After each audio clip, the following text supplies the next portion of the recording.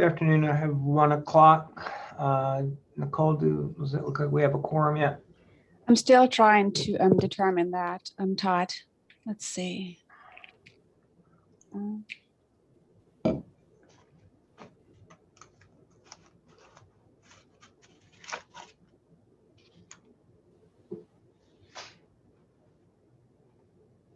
Todd, if you maybe could just give it another minute or so. We're still waiting for a few people to arrive.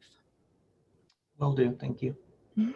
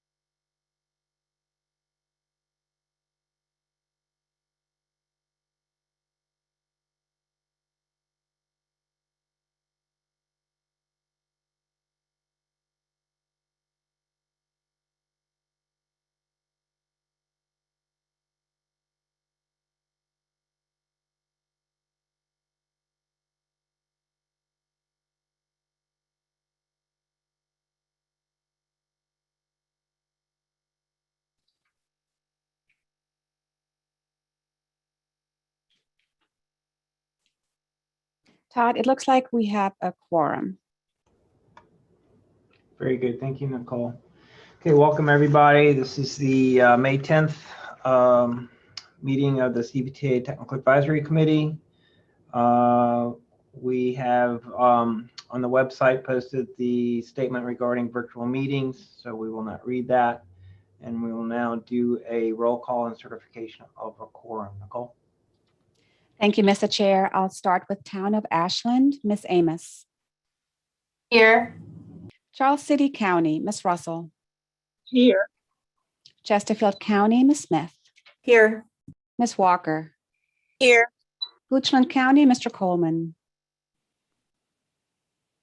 Mr. Kilduff. Hanover County, Mr. Vidunas. Mr. Flagg. Henrico County, Chair Yor. Here. Ms. Meidler. Here.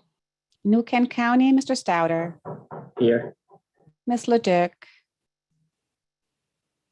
Powhatan County, Mr. Chardine. Here. Mr. Pompey. City of Richmond, Vice Chair Clark. Mr. Bridewell. DRPT, Mr. Brule. Here. Ms. Dubinsky. Here. VDOT, Mr. Mann. Here. Mr. Riblet. Here. GRTC, Ms. Torres. Here. Ms. Del Ross.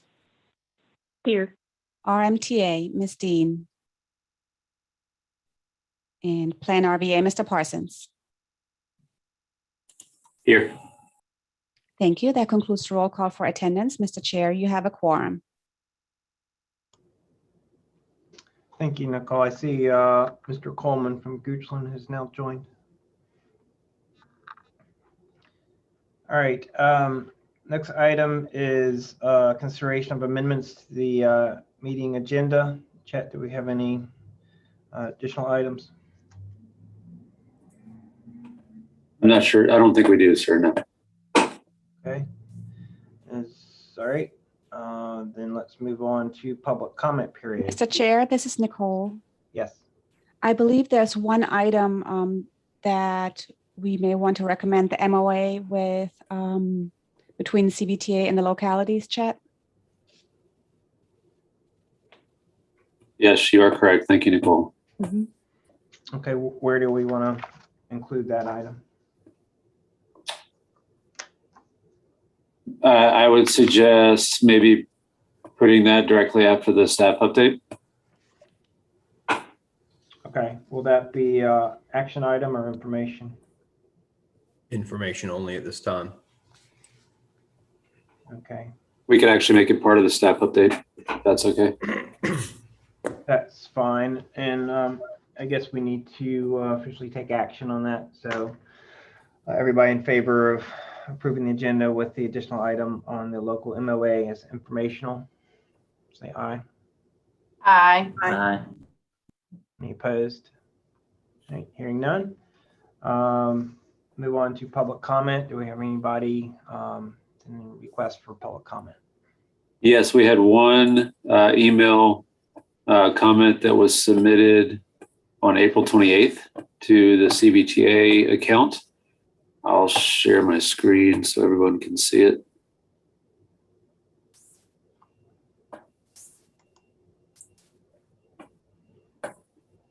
This is an email from Mr. Carl Schwendeman. Subject is question about the infrastructure bill and local road and sidewalk projects. And I'm not sure if anyone is only listening, but I'll read the question out loud. A question about the infrastructure bill, local road and sidewalk projects. Good day, my name is Carl, and I have a question about the proposed Route 288 widening project. Could they include a bike path that runs from River Road along Route 288 along the bridge to Huguenot Trail Road to link a future sidewalk that might go down River Road and Huguenot Road? The new trail along Route 288 could in the future lead to Broad Street or even run down to Route 1. There is a spot along Route 288 where a flat water main easement follows Route 288 for several miles and is separated from the freeway by 200 feet of trees. The water main easement runs from Bailey Bridge Road to at least Iron Bridge Road and Route 288.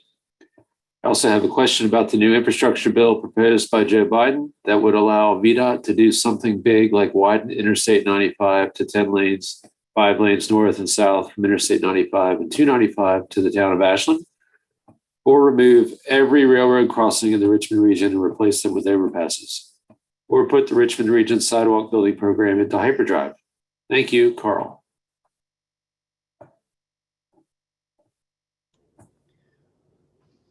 And thank you for reading that. Certainly encourages us to dream big, doesn't it? Yes, sir. All right. There's no other public comments. We'll move into the CVTA TAC Chairman's report. I have nothing much to report other than a lot of activity going on in the region, a lot of conversations regarding projects to fund, either with combination of local money, CVTA regional money, when that's available, as well as other funding opportunities. I know there's conversations going on with our congressional delegations in various aspects. I know the regional county and city administrators have been talking. There's a lot of buzz around partnering to fund the Fall Line Trail. So some of y'all have been involved in some of those conversations, so certainly stay tuned on that front. That's all I had. Item 5, CVTA's TAC staff update. Chet. Thank you. I'll start with a brief summary of the Finance Committee meeting from April 14th. At that meeting, what we just amended our agenda today to reflect, the Finance Committee recommended approval of the draft MOA with GRTC, and the authority did take action to approve that MOA on April 30th. Staff continues working with the Finance Work Group on FY2022 revenue projections, which are on the agenda for this afternoon. The financial strategy for investment and assumption of debt for the 35% regional fund, how to approach project financing, and any additional policies and procedures for the CVTA regarding communications and disbursements. And those are ongoing discussions, and I believe will probably be on the agenda again at the May meeting of the Finance Committee. Finance Committee recommended approval of the FY22 administrative and operating budget, which the authority held a public hearing for on April 30th and took action to approve. And then the draft FY22 MOU for support services between CVTA and Plan RVA was provided. And if you recall, this will be the second version of that MOU, so that Plan RVA would continue to provide staff support services for this upcoming fiscal year. And that is all I have on the finance update. The other item 5B, I don't have anything to share today, but it is time to consider the update to the voting tool based on the new population data developed by Weldon Cooper following the latest update to the census. I believe all that is finalized now. So if it's the tax wishes, we can update the voting tool with the new Weldon Cooper population information and bring it back for review. I don't know if there is any particular vote that needs to take place, or if the assumption was that it would be updated when available. But we can certainly go back and look at those minutes from last August when the voting tool was first developed and scrutinized. Mr. Chairman? Yes, Jeff. So, Chet, that was kind of my question. Is I couldn't recall if there was the language was said that it would be updated annually or on a specific date, and if it was annually, what was that date or when available? I can't recall, but I think it would definitely be worth checking that, make sure that we're consistent.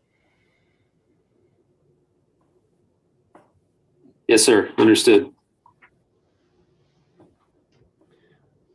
Chet, do we know if any of the changes that are coming out of the Weldon Cooper materially impact the weighted voting piece of the tool?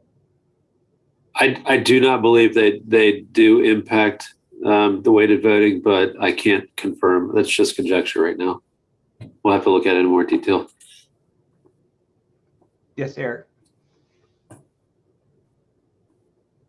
Thank you, Mr. Chairman. The statute 33.23705 addresses this issue down there at the bottom of the section, and it provides that the population of the counties embraced by the authority shall be the population as determined by the most recently preceding decennial census, except that on July 1 of the 5th year following such census, the population of each county and city shall be adjusted based on the population estimates made by Weldon Cooper. So it would be they're not updated on an annual basis. They're updated every 10 years in accordance with the census, and then the 5th year thereafter as adjusted based upon estimates provided by Weldon Cooper Center.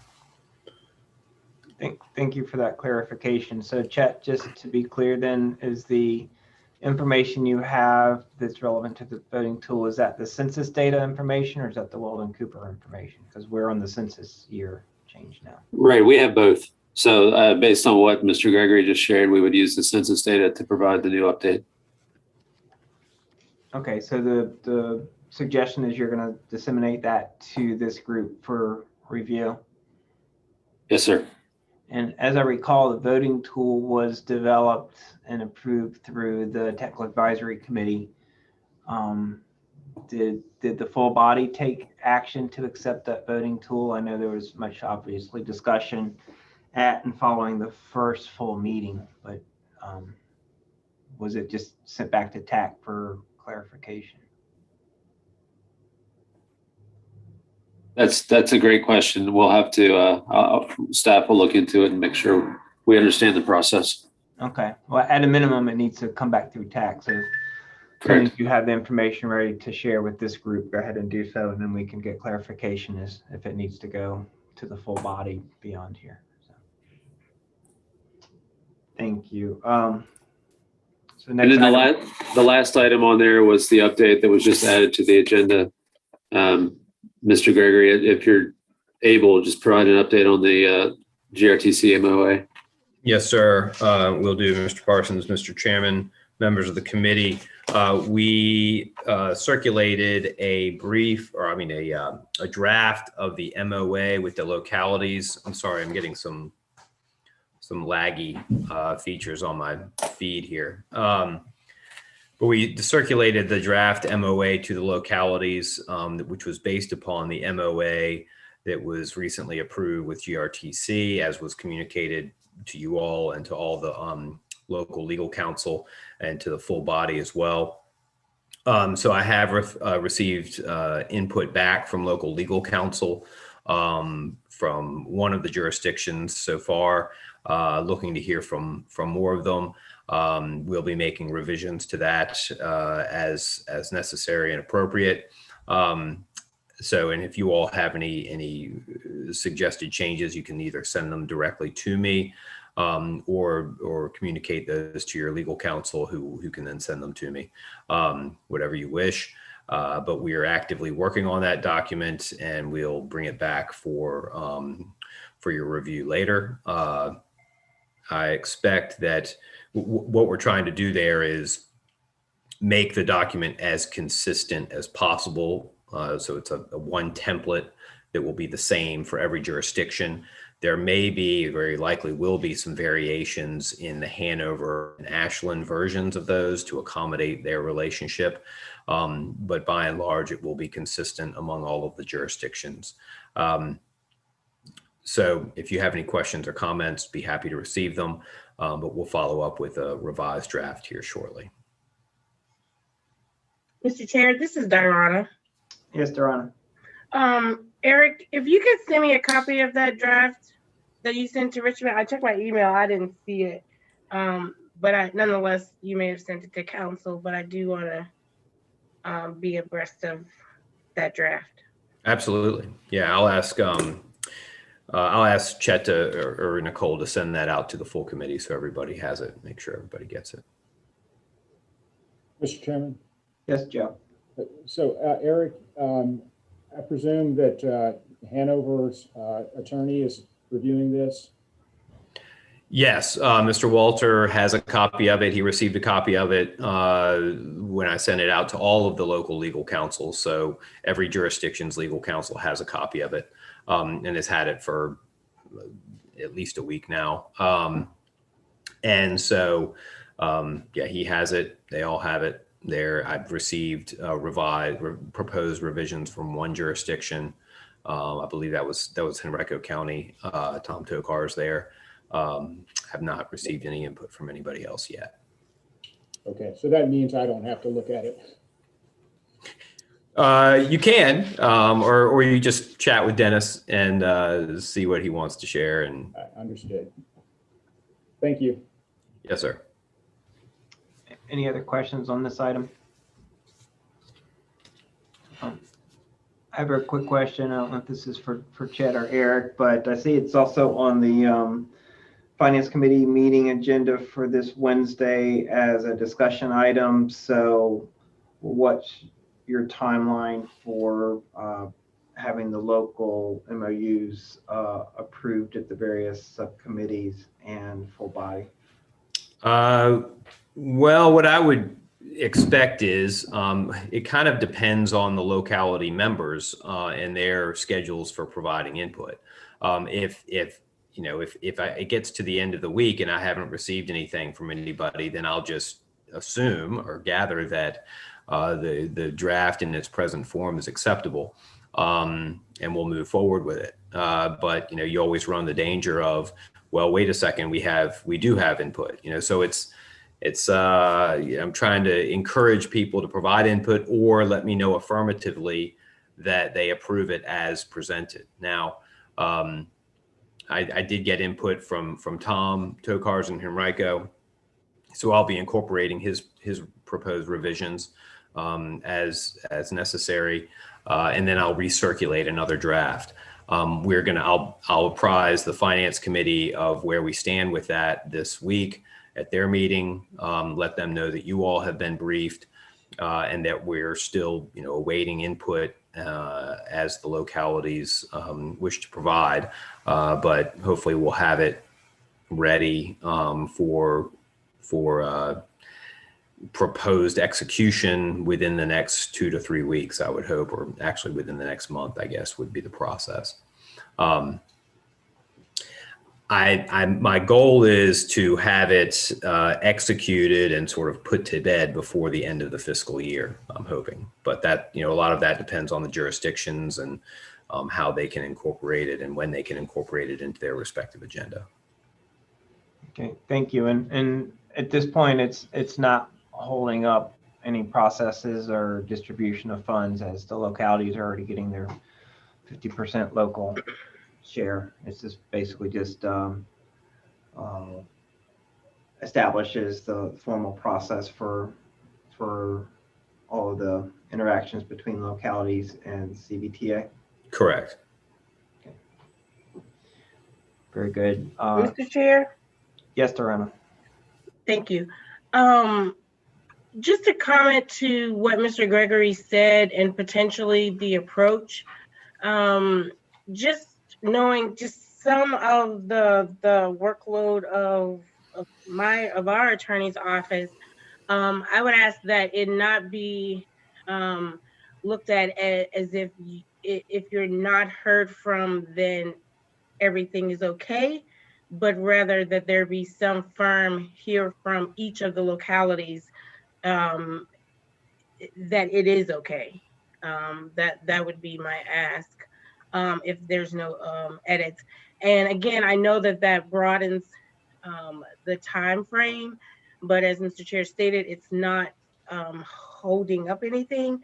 I just think that would be a little bit better for due diligence on the MOU process.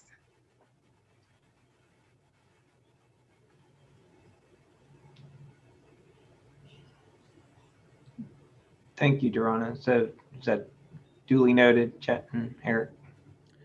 Yeah, understood. I'll continue to solicit input and try to get as much of an affirmative response from local legal counsel as I can, and I'll circle back with you all and keep everybody apprised so that we're as certain as possible that we have approval. Thanks. Yes, ma'am. Very good, thank you. No other questions or comments on the staff update. We will move on to item 6, regional project prioritization update. Ms. Walker, who is the chair of that subcommittee, is kind enough to join us for that update.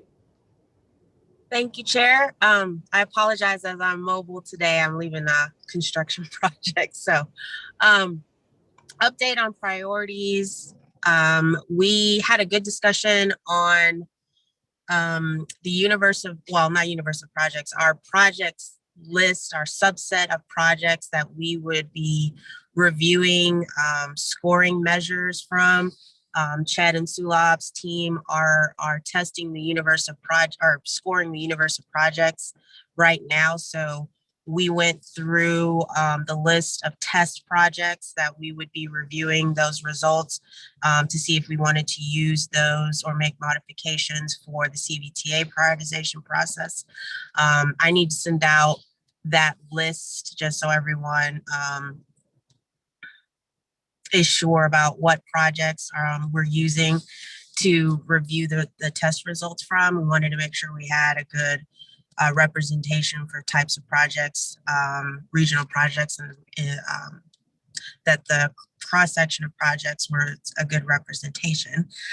So Chet and Joe Vidunas, we need to sync up this week, just see how the testing's going, the scoring's going, to see if we would be on track for our scheduled meeting this Friday to start reviewing some results. If there are no results quite yet to review, I would propose that we push the prioritization meeting either a week or revisit at our next meeting, because I think that's the bulk of the work that we have left to do aside from documenting the process. So I will sync up with Chet and Joe, and we'll communicate to the group if we still will need to have the meeting this Friday. And then we also talked about at our last meeting, leveraging.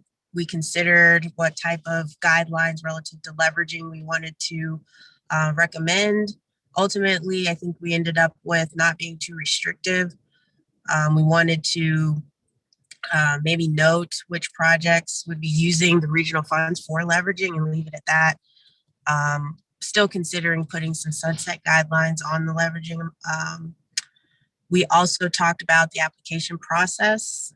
I think there was some good consensus that we want the process to be as streamlined as possible. Narratives, sketch if possible, any supporting information you may have.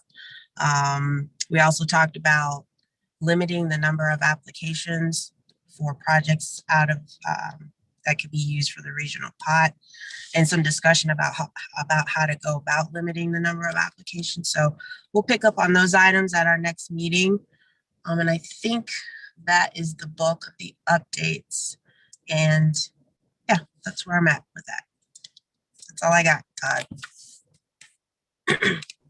Thank you, Ms. Walker. Any questions for Tessa on the prioritization process? All right, thank you. Moving on to the next item, which is 7 on the agenda, certification reporting. We're going to be talking about both the optional quarterly update for the FY21 spending plan, as well as the reporting requirements and certification of expenditures, as well as the FY22 spending plan. So, Chet. Thank you very much. I'm going to share my screen. So I apologize for the on-time delivery of this, but staff was wanting to give everyone as much time as possible to get any updates submitted. What we're talking about first is the requested action to update the FY21 spending plan for following the third quarter. And we received requests from Henrico County and the city of Richmond to update the FY21 plan. So this is the plan. Everything in black was what was approved previously. The red is the additions. So 2 additional projects submitted by Henrico County, traffic calming and countywide safety and mobility improvements. And then the city of Richmond submitted some updated cost numbers, and it looks like some redistribution of some of the funds in the projects that were already included in the list. So it looks that there are some additional, I apologize for that. Let me see. Yeah, the city of Richmond numbers are not changing. They're redistributed. And then it looks like an additional $2 million from Henrico County in FY21.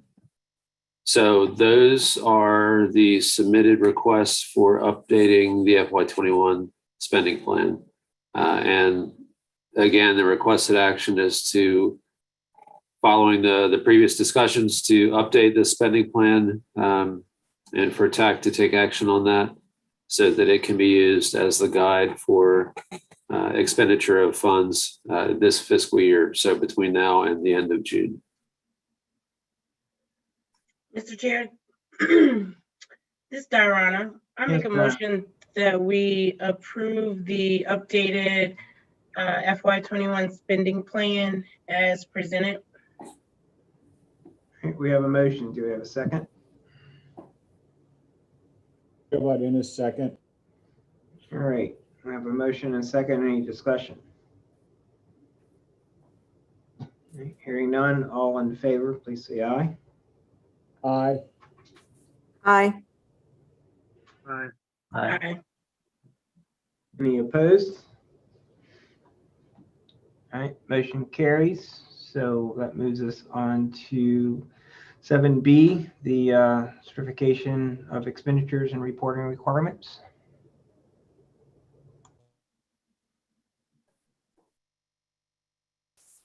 Thank you. I've shared my screen. This was included in the agenda packet and is the template for the annual certification of expenditures. So you recall previous conversations, the spending plan, which we just discussed for FY21, is done at the idea is for it to be done at the beginning of the year to show intent for use of funds. And then this is the certification tool And maybe there's better language for that, Mr. Gregory, but this is what jurisdictions would use to certify at the end of the year that the funds were spent what they were supposed to be spent for. And that gives you the bookends on each fiscal year. So this will be the first time this is certified at this point, following our first full year or first partial year of operation as the authority. Mr. Greger, I don't know if you have any other comments or commentary on the form, but the action requested is that this be recommended as the language in the certification to for each jurisdiction to certify their use of funds. Thank you, Mr. Parsons. Mr. Chairman, I don't have much more to add. We tried to keep this as streamlined as possible, and it probably could be cut down further, but I think it contains all of the necessary elements. It basically is an instrument to memorialize and verify that all of the funds distributed or received by the locality members were utilized or spent in compliance with the statute. So that's required by the CVTA statute, the annual certification. That's what this is designed to accomplish.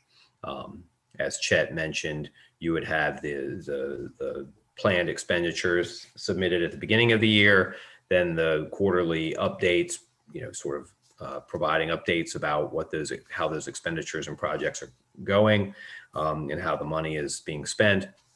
And then the end of the year, the reporting would include all of those various reports, and then ultimately the certification instrument verifying that they were all the monies were spent in compliance with the act.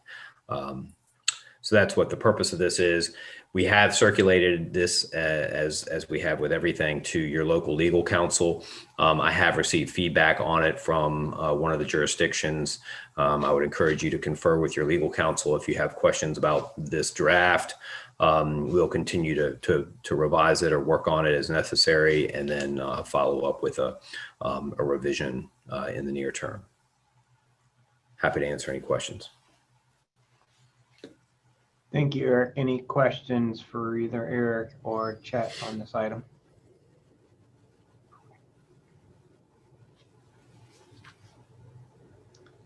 Okay, actually, I have a question before we entertain a motion. So is this on the Finance Committee agenda Wednesday?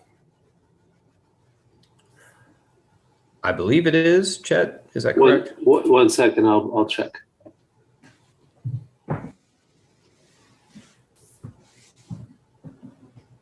I believe they've seen it, at least. I think they've seen it once already. Okay, I was trying to remember, and I don't see it on the agenda, and that's fine. Just want to make it is not. The FY2022 spending plans is on there.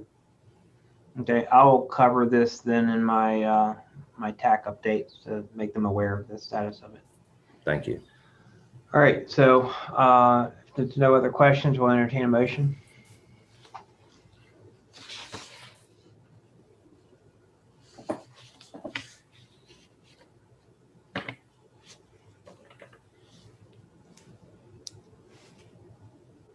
Everybody's speaking at once. I can't hear anybody. I'll make a motion to approve this. All right, we have a motion from Joe. Do I have a second? Second, Barb Smith. Thank you, Barb. We have a motion and a second. Any discussion? All right, hearing none, we will now take a vote. Everybody that supports approval of the reporting requirement certification of expenditures, please say aye. Aye. Aye. Aye. Any opposed? Motion carries. Item is approved. Next item, 7C, the FY22 spending plan. Chet. Thank you, Mr. Chair. Hopefully everyone can see this on their screen. Again, I wanted to give folks as much time as possible to submit FY22 spending plan projects. We did get 3 submittals from the city of Richmond, Henrico County, and Hanover County. And at this point, those are included in the table in front of you. I would assume that other jurisdictions have plans to spend the funds as well. So at this point, staff would recommend to please get this submitted to us as soon as possible so that we can, so that the authority can consider them as it moves forward for next fiscal year. Mr. Chair, the intent was to have action on this today in terms of a recommendation. I'm not sure what you'd like to do in regards to other submittals from other jurisdictions. I'm open to suggestions. I would think that since this is an incomplete spending plan, that we would like to give every locality the opportunity to provide input, and even if there's no planned expenditures for FY22 at this point, simply list what the projected allocations are. There's any number of ways of labeling it. Henrico labeled ours as unallocated funds, just to document, where each locality is at the time. But I'm open to suggestions. Todd, this is Barb. Yes, Barb. I'd recommend that we defer this item to the June TAC meeting. Okay. Any other thoughts or reaction to Barb's suggestion? Mr. Chair, this is Darana. Yes, Barb. Yeah, I can agree with Barb to defer, as well as with you, that if we give the additional time for the June, that at the least, then if we still haven't received anything, the allocation amount, proposed allocation amount is listed, and we move it forward at that point. Okay, thank you for that input. Chat, what's your deadline for needing to hear back from everybody so that you can include an updated version of this in the June TAC agenda? If you can bear with me for just a second, let me look at the calendar. We would need updates by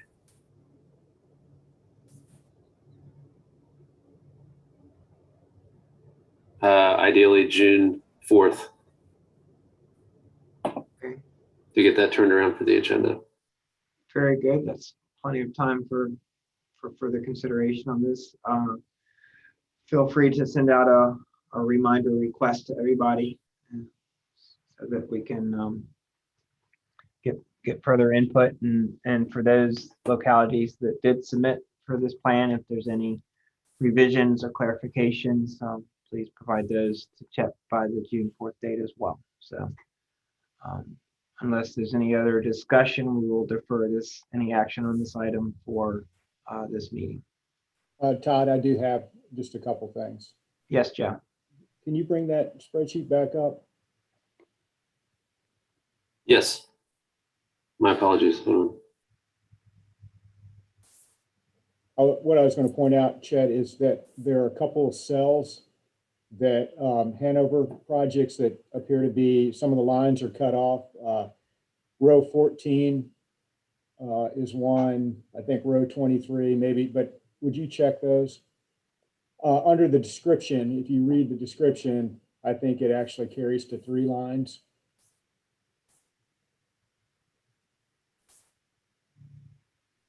Doesn't look like it, but I'll double check and see what compare this to what you submitted. Check 23 then, please.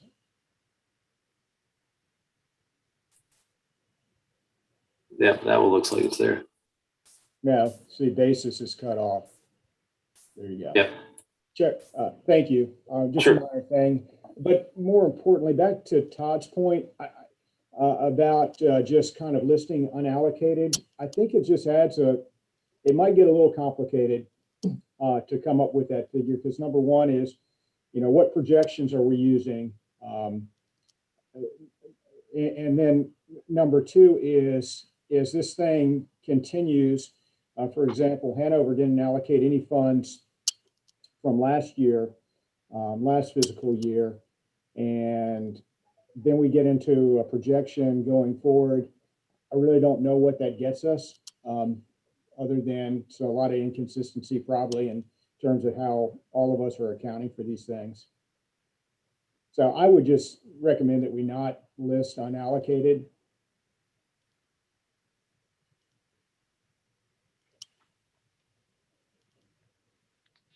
Thank you for that, Joe. Any further discussion on that item?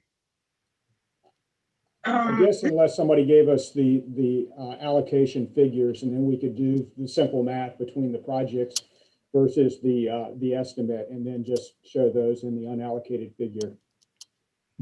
Well, Joe, to that point, we do have the projections from the state broken out by distribution from, I think it was most recently updated in December.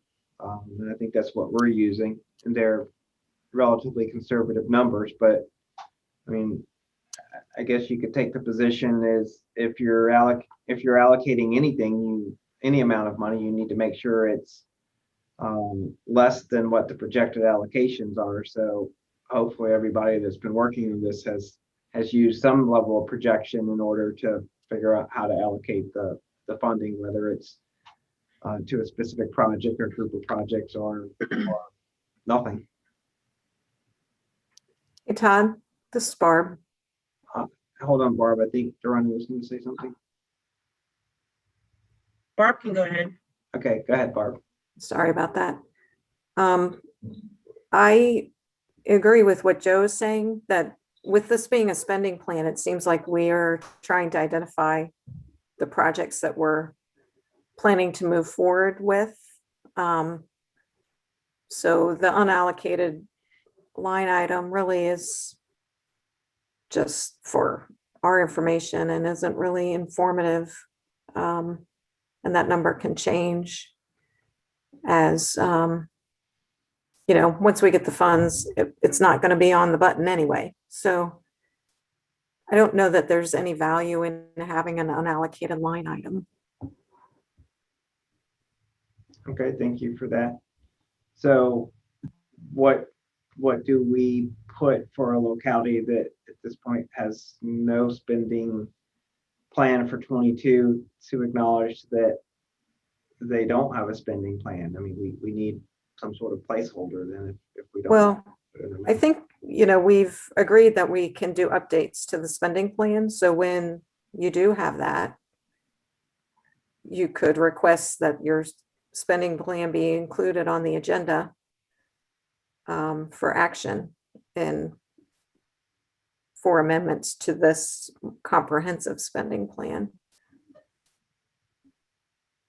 You could also just simply enter 0 for that for FY22. Hanover did not submit any projects in FY21. We left it blank, but just as an acknowledgement, I think would be fine just to indicate if there's no funds planned for FY22, just simply indicate 0. Thank you, Joe. I'm fine with that. I just think we need some level of acknowledgement on the plan that the localities have reported back, even if they don't plan on spending any money at this time. So. Mr. Chair, Joe is correct. I'm looking at the FY21 now. Hanover did that. Powhatan did that. And then Town of Ashland and Charles City both submitted operations and maintenance, but without a budget. So we could do any of those. Okay, I'll defer to you, Chad, as far as what information you want to include. I just think it's important to include something on the line for every jurisdiction, just so that the plan looks complete. Mr. Chair, I have one question to that. Yes, Durrani. Like, so Chad, for the locality, say, and Joe, you can jump in too, that put 0 for FY21, when they do intend to spend it, say, I don't know, 22 or 23, like how does that work, and then comparing to the estimate, or is it just not because of no alignment, it doesn't really matter? Like, that question came to my mind, because technically, Joe, you have FY21 money, so where would you show it being spent? Well, Yes, that's a great question. That's something that this is the first year we'll have to consider that. So there will be a carryover balance from FY21 for a number of jurisdictions in the region because they didn't expend money in FY21. So this is a non-binding document, the spending plan, but it's a good way to keep track of what those balances are. I'm not sure if that's from the staff side. I don't think that it's our intention to control that number. So we would depend on my preference is to depend on each jurisdiction to know what their local allocations are and where they stand. Yeah, thank you for raising that, Dorona. So maybe this gets into a finer point about what we're actually reporting, and hopefully I understood it correctly, but the column is proposed CVTA funds. So are we talking about allocations, what we anticipate allocating during that year, or what we anticipate actually expending in that year?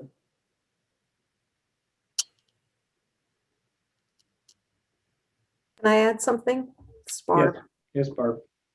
I would think the purpose here would just for informational purposes, indicate the estimated total cost of the project and how much CVTA funding is being applied to it. So more of an allocation than an expenditure, because as Chet was saying, it's really up to the localities to keep track of their revenue and expenditures with the CVTA local money. And this is just to make sure localities are spending the money consistent with the legislation. Anna reviewed it as an allocation document, similar to the secondary 6-year plan that VDOT produces. Yes, that's how we have been dealing with it.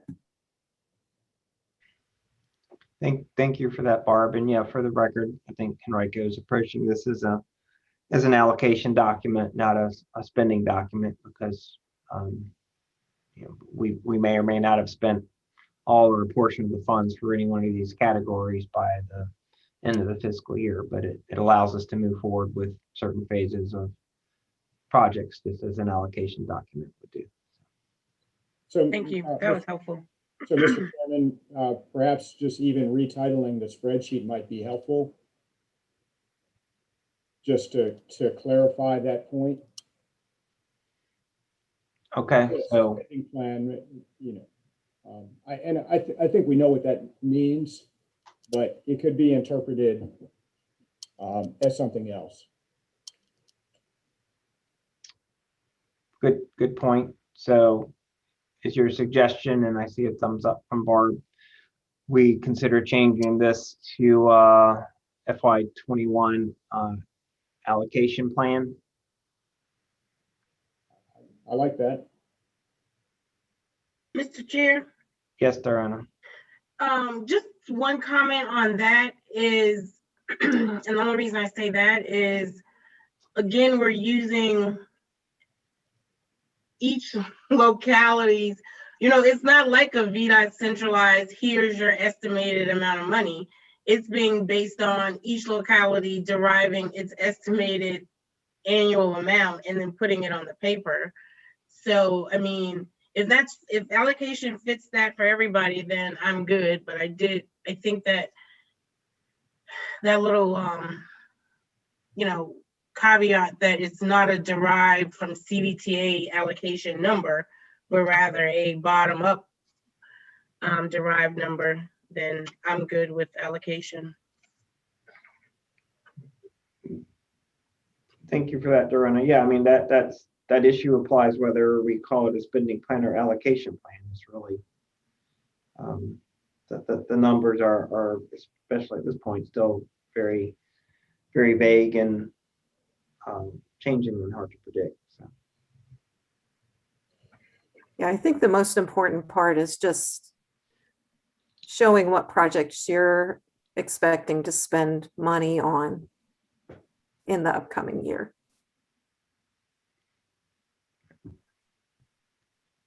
Any other discussion on this item? So chat, was that helpful in thinking about this going forward? Yes, very much. Thank you. Okay.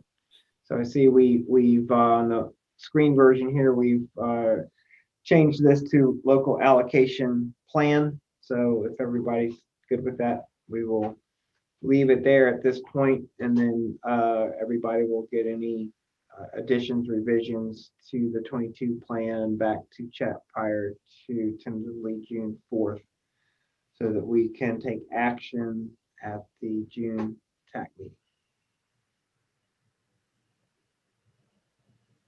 All right, hearing no dissension, we will move on to the next item, which is 8 on the agenda, the draft regional public transportation plan. I see Scudder has graced us with his presence, so I'll turn it over to Adrian to kick us off. Good afternoon. Yes, we have Scudder Wag from Jarrett Walker and Associates also joining us. We're going to kind of tag team this presentation to give you guys an update, a little bit on background of what's happened since January with the plan and where we are right now and our recommendation. So with that, I'm going to share my screen.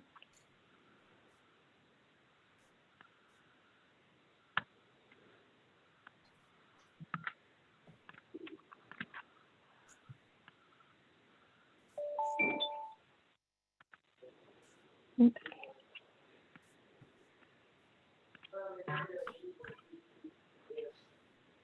All right. All right, just an update of what's happened since we kicked this off in January. We had a core design session where we worked with Michael Baker and Jarrett Walker and Associates and the various jurisdictions through the Public Transportation Working Group to do some concept alternatives for expansion scenarios. And that was January 19th through January 22nd. After that, we kicked off our phase 1 outreach, which was from February 18th to March 12th. We did a survey, we updated our website, we did some in-person outreach at our bus stops related to the survey as well. And then we also did a stakeholder as well as a public meeting. After that, we used the results from the survey and the outreach and used that as input for our core design 2.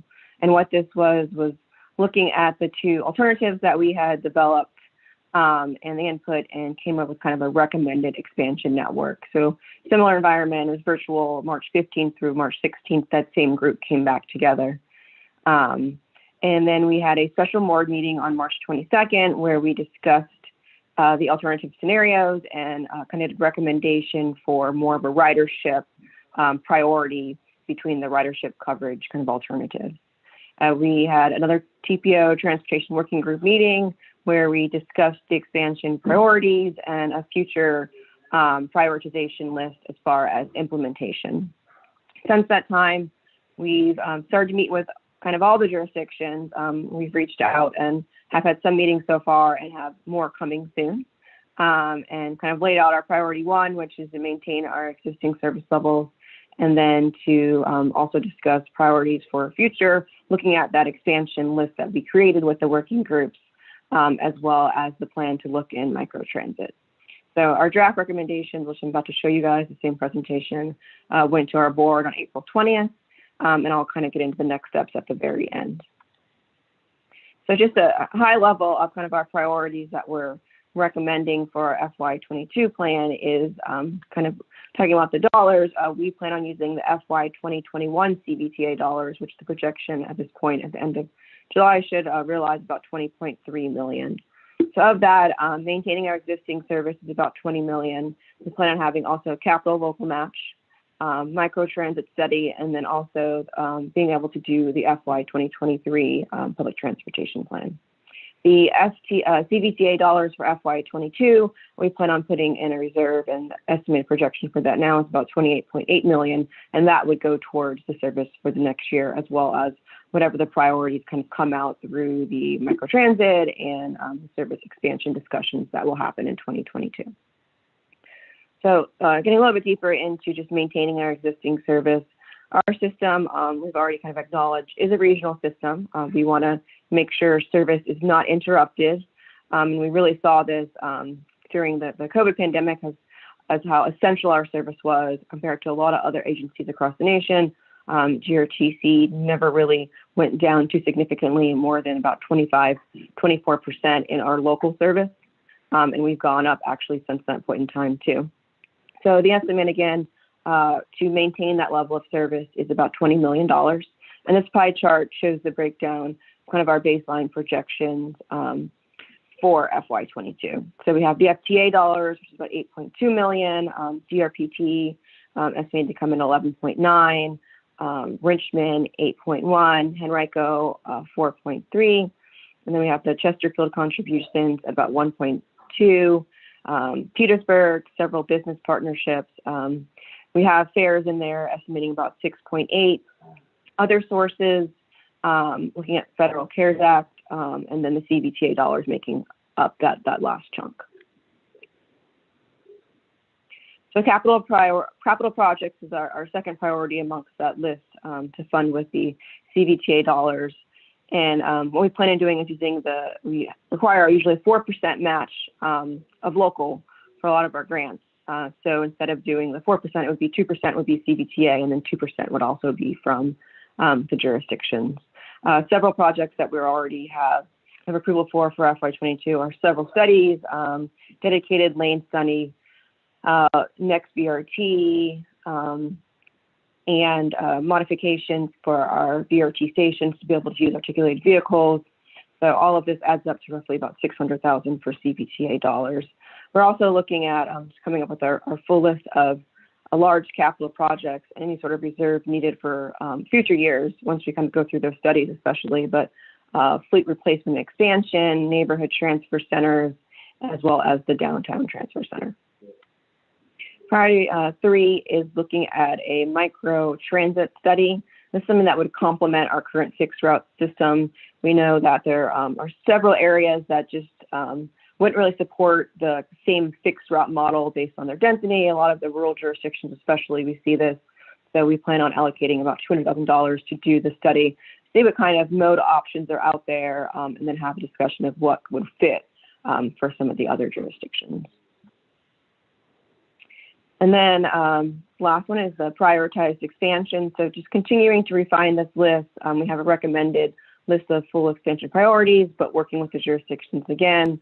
We don't really plan for any expansion in FY22, and this is various reasons, limitations of available operators, vehicles. We are still actually in a reduced COVID service scenario right now. And then of course the CVTA funds, we're using the FY21 dollars, which you see the majority of that is going towards just the maintenance of service. And then in the future years, I'm looking at the FY22 dollars. We still, of course, plan on doing the maintenance of service. I'm looking at kind of that 28 million. Then there should be some surplus. So in FY23, we'll be looking at the microtransit, the expansion priorities, and where we can kind of spend that 6 to 7 million in the next plan. So with that, we plan on doing another, of course, FY23 plan for the regional public transportation. So the $200,000 towards that. So with that, I'm going to turn it over to Scudder so he can kind of go through the expansion priorities and efforts of the core design group. Thanks, Adrian. Everyone can hear me all right? Yeah. Okay. So the full bulleted list here is the priority of expanding fixed route service, the priorities that rose to the top through the concepts that we drew and the public feedback we got on those concepts, and then the core design retreat we held in March to filter through that comment and key priorities from many of you here on the call now, as we work through those priorities. So I'll just highlight them in the detail in the next couple of slides. So we go to the next one. In geographic, and this is not in any particular order of priority at this point, because that would be what we'd work through in the next phase in the 2023 plan. But the things that rose to the top and are worthy of carrying forward include the extension of Route 29X to serve Innsbruck in a reverse commute capacity, making it easier to get from the city into to Innsbruck and also to suburban jobs out in the West Broad corridor. The extension of Route 1 up and down Brook Road from the current end at Chamberlayne, Wimer to Parham and Brook. That would be with every 30-minute service in this priority list. The next.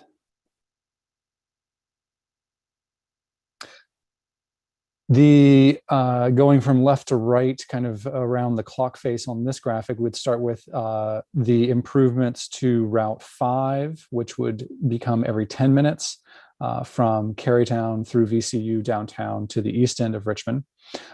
In combination with that improvement would be to consolidate Route 77 into Route 5. So that you would no longer have service on Grove within the Museum District or the Fan, but that you would now have more frequent service on Cary and Main as the trade-off of that. But that route would continue every 30 minutes out to the University of Richmond via Malvern and Grove to continue to provide that service to U of R and the farther western part of the city. And then on the north part of this map, the extension of Route 3 up Meadowbridge to Azalea, providing service to extend from Highland Park through some of the key lower income apartment areas there along at Laburnum and Meadowbridge and Azalea and Wilkinson over to the Chamberlayne Wilmer connection point, where you have a connection to a lot of things, a lot of other routes, as well as connecting to the expected warehouse development coming north of the Raceway. And then the improvement to Route 7 to increase the frequency of Route 7 in the east end of the city and in eastern Henrico from downtown through 9 Mile to Laburnum. So that'd be every 15 minutes in that improvement. Then looking to the south, the improvements, some of the key improvements extending Route 1 every 30 minutes or Route 1A every 30 minutes out Midlothian to Chesterfield Town Center. And then incorporating Route 111 into Route 3B so that you would have continuous service along Richmond Highway US 1 corridor from Chesterfield, southern Chesterfield, Chester, all the way through the city of Richmond, which would provide more one-seat rides and better connectivity overall for that corridor. Next one. And then some key hourly service coverage expansion priorities to particularly to hit some low-income communities just across the city line into Chesterfield County include this hourly Route 84 hitting Wilkinson Terrace area, the extension of Route 86 into Chesterfield and Meadowdale Boulevard down to the Food Lion, which also connects a lot of people from the city to key shopping destinations out in that area, while also connecting lower-income apartment communities and along the way in Chesterfield. And then the extension, a new Route 85 extending from Southside Plaza all the way to Chesterfield Government Center along Ironbridge Road, Route 10 corridor. A key piece of improvement, all of those in conjunction bring with our routes 84 and 85 combined, you would actually have 30-minute service on a stretch of Broad Rock Boulevard, which is a nice frequency improvement within the city. All of those would terminate at Southside Plaza, which just reinforces the importance of Southside Plaza as a key connection point for people to get lots of places from Chesterfield, from Midlothian corridor to Chesterfield Government Center, for example, or lots of different places within the city of Richmond on Southside. So that becomes an even more important transit center with those improvements or extensions. And then, yeah, next slide. And then the improvements of Route 19 and Route 1879 in the West End increasing the frequency of Route 19 to every 20 minutes in the long term, alongside the extension of Route 19 to Sheltering Arms Facility in Goochland, and then the Route 18 and 79, and increasing the frequency of that to every 30 minutes, which would be a significant improvement to access to all the hospitals on that route, and the combination of those into one larger West End loop in Henrico, which would drastically improve access for anyone along those routes, including the newly served apartments along Mayland, to all of the different things that you can connect to Willow Law and the BRT, Route 19, and so on, which would also serve the Henrico Government Center with significantly better service. All right, as far as tasks left to complete, we are at TAC right now. We are still looking at the draft kind of formal report internally. We do plan on sending that to Chet so he can kind of disperse that out so we can receive comments back from this group. We will be going to MPO TAC tomorrow just to give an update, and then CVTA Finance also to provide an update. So the goal is to have the final report drafted the end of May and beginning of June, and then bring it back to this group, the full policy board, and the CVTA full authority board as well for the end of June. So lots more meetings to come. Like I said, we are meeting. If you haven't met your jurisdiction already or haven't had it scheduled, I really recommend we could reach back out to you to get something scheduled to go over all of these recommendations, as well as any ideas you guys have for transit service for the next fiscal years. And one other thing I didn't mention in the beginning was that the projection is about $20.3 million for the FY21. And of course, the current study is coming out of those FY21 dollars. So any delta from those dollars to what we need to kind of fill the balance, we are going to use, or recommending to use federal relief dollars. With that, are there any questions? Mr. Chair, this is Chet.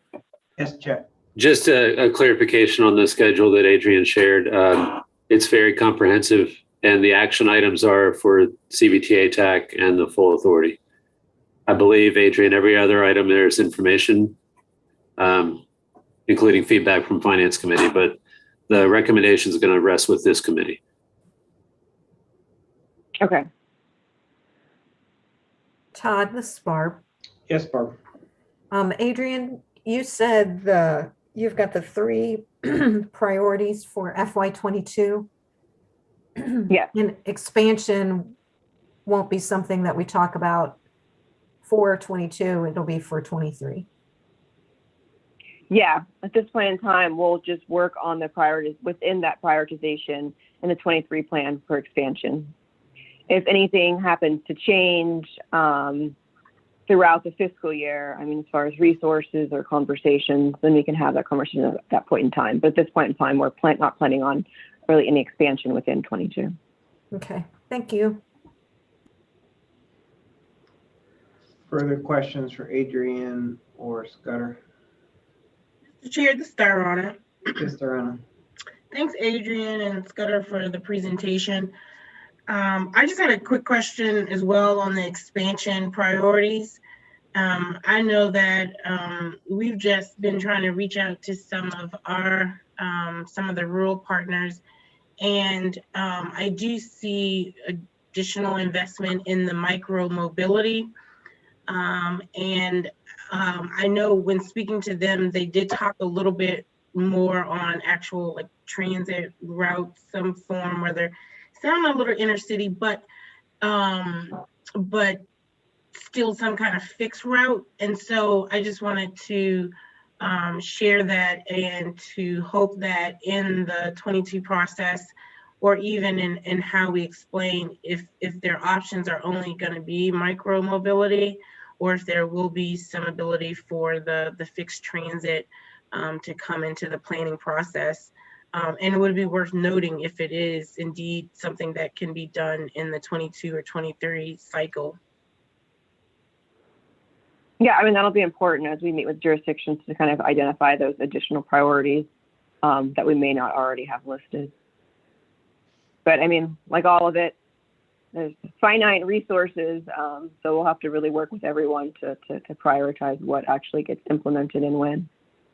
Yeah, and I agree that the resources on the constraint of the dollar amount, but again, we do want to be inclusive, and if you know, the city is definitely willing to, you know, have, you know, looking at even some of ours to allow for a broader stretch of transit across the region, especially if it is fixed route, would be, you know, is worth exploring as well. Yeah. Okay. Thank you. Other questions for Adrian or Scudder?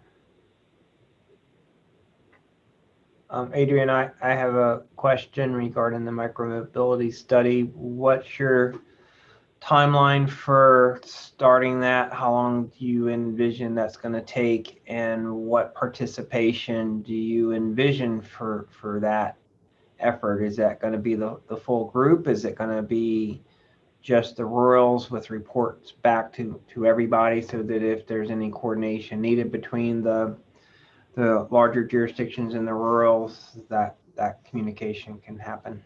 I know it's a lot of questions. Right, and all of that's still being developed, Todd. I mean, we've had conversations in the core design group that there's several Henrico routes that also probably the fixed route service may not be the best model today. So maybe there's some that you guys even have that could fit that same sort of micro transit model, or we even discussed kind of the van pool services as well. So those things, so not just kind of the on-demand sort of style, but van pool and others as well. So yeah, I mentioned the rurals, I mean, just because they're density, but I do, there's plenty of other smaller densities out there that could still support in the current jurisdictions as well. So we'll work on a scope, I guess, once this gets approved, and that would still be part of kind of the working group to make sure that it is fully comprehensive of what we want to attack. Yes, thank you for pointing that out. As we've discussed, we see an opportunity for micro transit on one of our existing routes and conversion of that to a different type of service. So certainly there's benefits to the larger jurisdictions for kind of rethinking some of this types of service. Yeah, there's definitely some efficiencies out there as far as switching some resources around. Okay, any other questions or comments for Adrian? All right, thank you for that. Thank you, Scudder. Moving on to the next item on the agenda, 9, the Transit Service Governance Report progress. Jet. Thank you. I just wanted to provide a pretty brief update on this this plan. It's in development. It's nearing the end. There were 4 phases that were set up as part of the project. The first, the strategic assessment, where kind of the fact-finding discovery phase, including a peer study of different peer agencies around the country. There were stakeholder interviews that I believe is up now to around 40 individuals that were interviewed as part of the process, and close to 20 different offices. Phase 2 and 3 are kind of where the consultant is right now, wrapping up the evaluation of the transportation district and the options that are available in terms of governance strategies. There have been, I think, the stakeholder interviews provided shed a lot of light on what the local appetite is for evaluating the governance, and that's definitely going to play into the strategies that come out in the recommendations. But that feedback is currently being put into the draft report. The plan is still to have that final report to the Governor General Assembly by the end of June, and we are working with AECOM right now. I'm scheduling a call with Jennifer DeBrule at DRPT to discuss in more detail with AECOM any finer points, we'll say, of transportation districts and DRPT's history and familiarity with the political ramifications of it in Virginia, to kind of help finalize that component of what a transportation district, not only what it does, but what the implications are politically and how that may be, how that process may move forward if that's a desired outcome following the development of this report. Be happy to take any questions, but that's my update at this point. Any questions for Chet?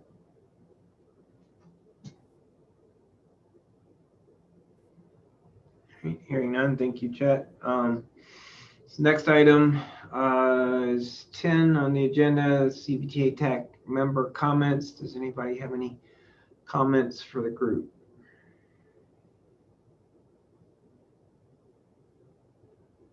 Not hearing any. Next item 11, next meeting will be June 14th, which as usual is a Monday. I assume we will continue to meet virtually. Unless there's a strong desire to do something different. I know as far as I know, the next full CVTA meeting on the 28th of this month is still scheduled to have an in-person option. Is that correct, Chet? Yes, okay. That is correct. And Mr. Mann is on the line, and we would certainly want to inform him closer than anybody else if that changes. Yes, and thank you, Shane and Mark, for hosting down at the district. It'll be an early morning drive for some of us in the northern hinterlands, but we're glad to be rolling back out to in-person option. So I don't know what it's going to look like beyond the May meeting, if there's any discussions or interest in anybody hosting more in-person options for June and beyond. If anybody's reached out to you yet on that, Chat? Not at this time. Okay. We can talk offline about that and maybe see how the May meeting goes and how many people actually want to show up in person. So Sure. All right, unless there's any other items, we can adjourn. So hearing none, let's adjourn and we will talk again soon. Thank you. Great. Thank you.